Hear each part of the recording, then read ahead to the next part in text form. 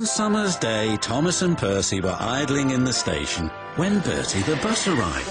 "Have you noticed something?" said Bertie. "What sort of something?" asked Thomas. "The Fat Controller. He seems different," replied Bertie. "I did see him staring at the clouds this morning," said Percy. "I wonder why." The reason was simple. It was Lady Hat's birthday and Sir Topham had a new outfit. "It's perfect for my birthday party," said his wife. "You'll look splendid, Topham dear." "And I'll wear my finest hat just for you," he replied. "Your birthday is a great occasion." "It is, so don't be late." "Don't worry, my dear. I shall be spick and span and right on time." Later that day, the Fat Controller had changed into his new suit. "You look fine, sir," said the station master. "You'd best be going." "Indeed," agreed the Fat Controller. "The engines are busy. I'll take care." "Is it reliable?" asked the station master. "Certainly," said the Fat Controller. But it wasn't.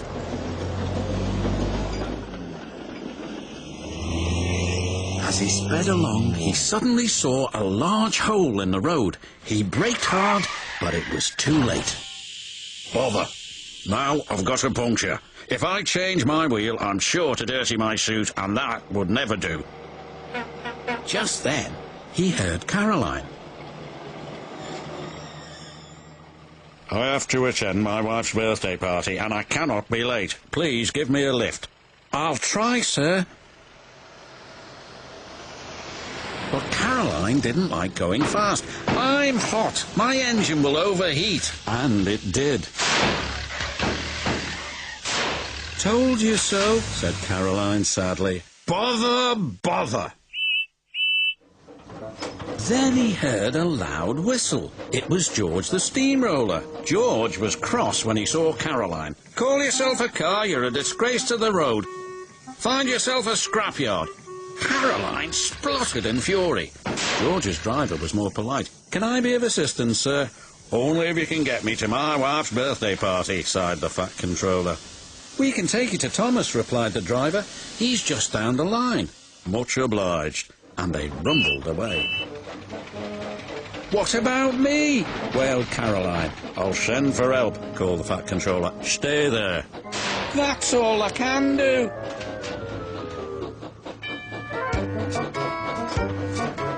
George was enjoying rolling along the lane, but not the Fat Controller. Oil splashed everywhere. Worse was to follow. "Help!" cried George. "Something snapped." He veered out of control and the Fat Controller landed in a muddy ditch close to where Thomas was taking on water.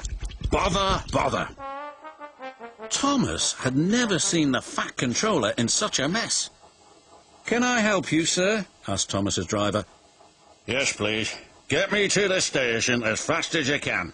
"I'm afraid our fireman's been taken ill." "Then I'll be your fireman," sighed the Fat Controller. Thomas was excited. The Fat Controller had to work hard. Coal dust and smut flew everywhere.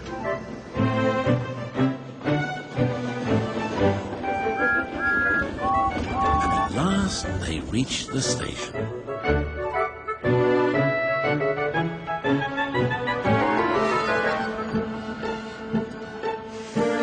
The Fat Controller looked at the clock. "Just in time," he gasped. He hurriedly picked up a huge bunch of flowers. "Good luck," called Thomas. The Fat Controller's wife was waiting for him. As the clock struck 3, there stood Sir Topham Hatt, tired but triumphant. He gave his wife the flowers. "Well, thank you, my dear. I knew this was a special birthday party, but I didn't know it was fancy dress." Everyone laughed. And then the party began.